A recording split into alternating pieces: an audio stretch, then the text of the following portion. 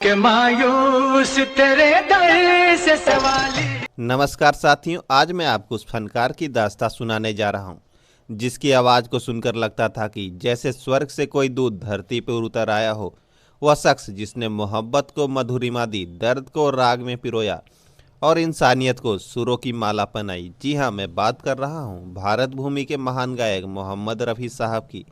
साथियों, 24 दिसंबर 1924 को पंजाब प्रांत के अमृतसर जिले के कोटला सुल्तान सिंह गांव में ठंडी हवाओं और मिट्टी की खुशबू के बीच जन्मा एक नन्हा बालक, जिसका नाम रखा गया मोहम्मद रफ़ी। किसे पता था यह बालक आगे चलकर करोड़ों दिलों की धड़कन बनेगा। गांव की पगडंडियों से रोज एक फकीर गुजरता था। उसके कंठ से निकलने वाले भजनों और गीतों ने बालक रफ़ी की आत्मा को झकझोर दिया। रफ़ी उसके पीछे पीछे चलते और वही धुन गुनगुनाते। यहीं से तय हो गया उस बालक का जीवन संगीत की साधना बनेगा। साथियों, कहते हैं कि भाग्य भी साधक के सुरों के आगे झुक जाता है। साल 1937 मशहूर गायक के.एल. सहगल का एक कार्यक्रम। भीड़ बेचैन थी, सहगल साहब देर से पहुंचे। चल उड़ जा रे पंछी के अब ये। तभी आयोजक ने छोटे रफ़ी को मंच पर उतार दिया। जो ही उस बालक ने गाना शुरू किया, पूरा सभागार तालियों की गड़गड़ाहट से गूंज उठा। यह क्षण था जब संसार ने पहली बार उस अमर स्वर को पहचाना जो आने वाले समय में युगों युगों तक गूंजने वाला था।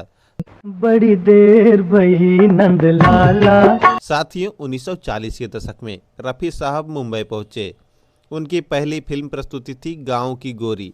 लेकिन असली पहचान मिली जब संगीत के जादूगर नौशाद अली ने उन्हें मौका दिया। मन तड़पत हरि दर्शन को आज और वो दुनिया के रखवाले जैसे गीतों ने उन्हें अमर कर दिया। इन गीतों को सुनते ही लगता है मानो इंसान नहीं खुदा गा रहा हो। 1950 और 60 का दशक हिंदी सिनेमा का स्वर्ण युग। हर नायक की आत्मा बन गए रफ़ी साहब। देवानंद की रोमांटिक मुस्कान हो या शम्मी कपूर की उन्मुक्त मस्ती, सबकी जान बने रफ़ी के सुर। खोया खोया चांद, दीवाना हुआ बादल, या हो चाहे कोई मुझे जंगली कहे, तेरी आंखों के सिवा बहारे फूल बरसाओ, ये गीत नहीं अमर गाथाएं हैं। हर शब्द दिल की धड़कन बन जाता है।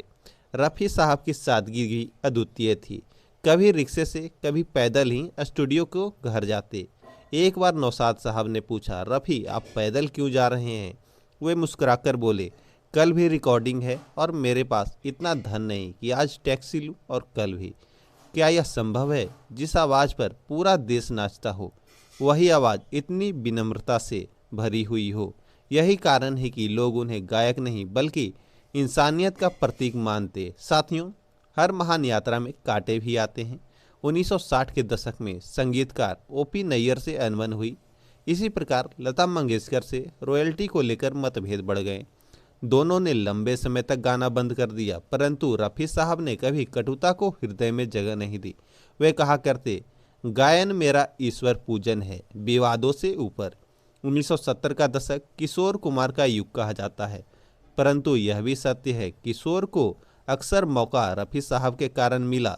साथियों, आराधना फिल्म के गीत पहले रफ़ी के लिए थे, परिस्थितियां बदली और किशोर कुमार को मिल गया।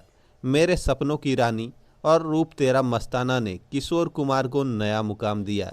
कई आलोचक कहने लगे रफ़ी का युग ढल रहा है, परंतु उनकी वापसी हुई। क्या हुआ तेरा वादा और चाहूँगा मैं तुझे साँझ सवेरे जैसे गीतों ने यह सिद्ध कर दिया कि रफ़ी कभी बूढ़े नहीं हो सकते। साथियों, रफ़ी साहब का व्यक्तिगत जीवन सरल किंतु भावपूर्ण रहा।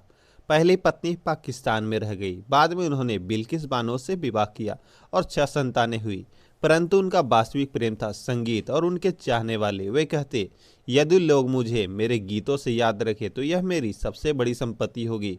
साथियों, 30 जुलाई 1980 की रात उन्होंने अपना अंतिम गीत रिकॉर्ड किया, शाम फिर क्यों उदास है। उन्होंने कहा, अंतिम पंक्ति रह गई है, आज ही पूरे कर लेता हूँ, किंतु किसे आभास था यह उनकी अंतिम पंक्ति होगी। अगले दिन 31 जुलाई को अचानक हृदयाघात हुआ। अस्पताल में सुविधाओं की कमी के चलते उन्हें बचाया नहीं जा सका। रात 10:25 पर घोषणा हुई, भारत की आत्मा की आवाज़ अब खामोश हो गई है। चले हम फिदा जानो तन। उस दिन मुंबई की सड़कों पर आसमान भी रो रहा था, बारिश झर रही थी, किंतु लाखों लोग उमड़ पड़े। फिल्मी जगत से लेकर आम इंसान तक सब उन्हें अंतिम विदाई देने पहुंचे। लोग कह रहे थे, आज संगीत अनाथ हो गया। साथियों, मोहम्मद रफ़ी आज भी जीवित है, अपने गीतों में, अपनी सादगी में, अपनी मोहब्बत में। उनकी आवाज़ एक दुआ है, एक आशीर्वाद है, एक इबादत है। आज मैं आपसे निवेदन करता हूँ, आप बताइए रफ़ी साहब का कौन सा गीत आपके दिल के सबसे निकट है। यदि आपको यह अमर गाथा अच्छी लगी हो तो चैनल को सब्सक्राइब करिए, घंटी दबाइए और जुड़िए अगली भावपूर्ण कहानी के साथ। अखियां लागी आज अखियन